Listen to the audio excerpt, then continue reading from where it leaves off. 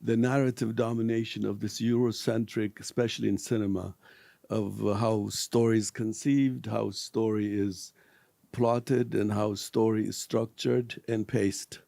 That was the early with all Charles Burnell, Larry Clark, and most of the African American filmmakers and Native American filmmakers who were there at the same time with us.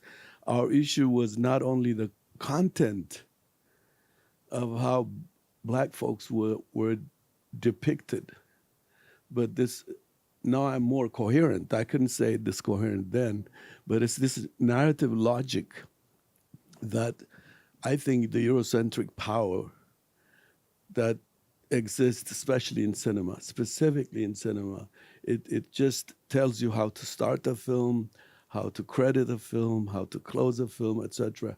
And you lose a lot of this, different idea of thought system that actually comes from your acculturation, where you come from, etc. Basically, for example, I was against this whole John Wayne archetype of storytelling, meaning it's always the principal character.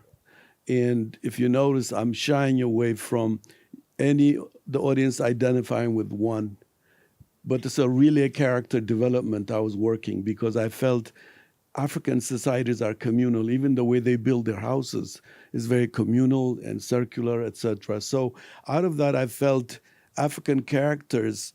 There is no John Wayne in African characters. It's a community. There shouldn't be a single protagonist, according to you. So for me, the women, for example, I can line them up for you with the women characters, how they're connected, passing a baton of certain characterizations into the next episode.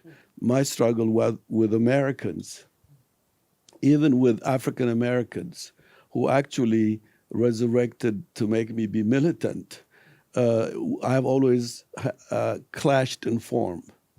And I always asked, why am I clashing in form? And my script writing teachers and me, this is the struggle we had to wage. And to a point, I had to completely not even be in classroom, but have a separate private classrooms, because there was a teacher who recognized the battle was in my thought system, the way I organize my imagination. And the Western domination always, especially in film, tells you how to begin and end. And I remember in the hallways of UCLA, we used to say, we don't need no popcorn. We don't need no credits in the beginning. All these things. It's part of this imperfect rebellion to find something that was bothering us.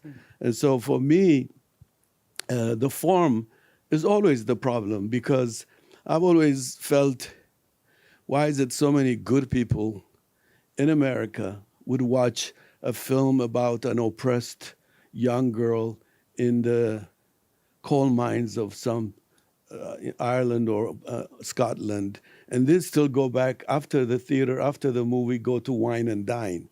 I had that cultural problem. I could not imagine them eating after that.